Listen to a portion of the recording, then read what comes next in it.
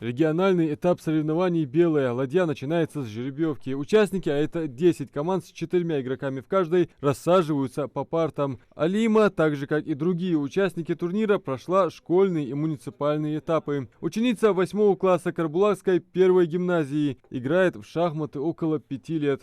Вот как случайно к нам пришел учитель, начал нас обучать играть, и вот так все постепенно началось. Шахматы — это самое настоящее поле боя. Атаки, контратаки, комбинации, хитрости и тактика, которая разрабатывается на несколько шагов вперед. Интересно ходить, ставить ловушки.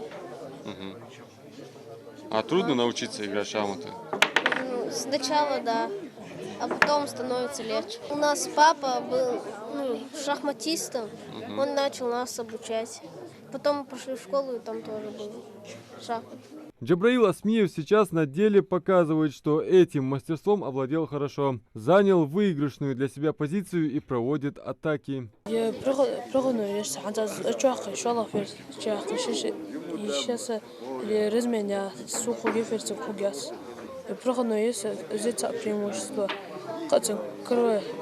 Открытого более.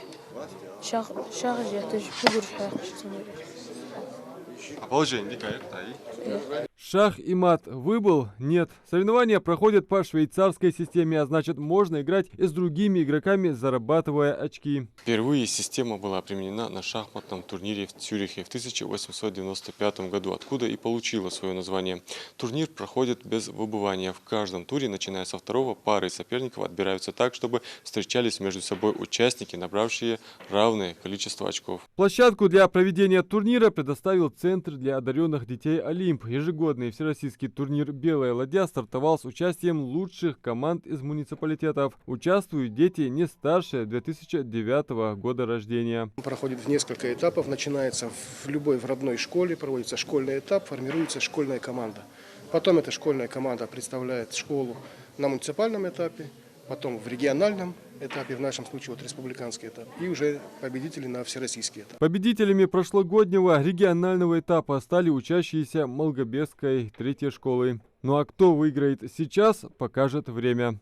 Адам Мережков, Джамалиил Султыгов, Новости 24.